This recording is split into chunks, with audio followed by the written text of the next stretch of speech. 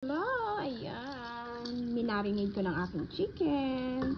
Mabilis lang marinate ng fried chicken. Depende sa inyo kung anong gusto nyo. Pero akin, ang ginawa ko dito is, pagkatapos natin hugasang mabuti, syempre, kailangan tatanggalin natin yung mga buhok-buhok nila, ganyan. Then, minarinate ko siya sa salt, pepper, chicken powder, Spanish paprika, and then lagyan ko siya ng cornstarch harina. Ayan. Tapos lagyan ko siya ng 1 egg para magyakap yung kanilang mga ano sa kanyang skin, sa karne.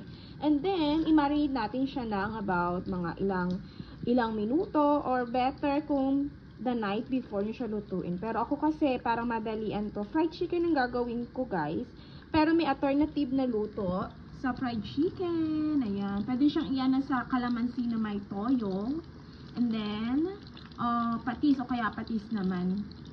Yung iba ganyan yung ginagawa nila. Masarap din naman. Pero ako, mas beto ng husband ko saka ng anak ko. Maaga ako nagluluto ngayon, guys, kasi dadalhin ko tong chicken sa asawa ko dun sa kabilang bahay kasi nagko-construction kami. Ayan. Para hindi siya nagugutom. Tinatamad na kasi yun lumabas o bumili kasi lagi siyang makers, nagmumukhang letter M na yung mukha niya. Puro M. Ayan. Kaya naman, homemade fried chicken. Ayan. Yan naman, guys. Thank you for watching. See you on my next video.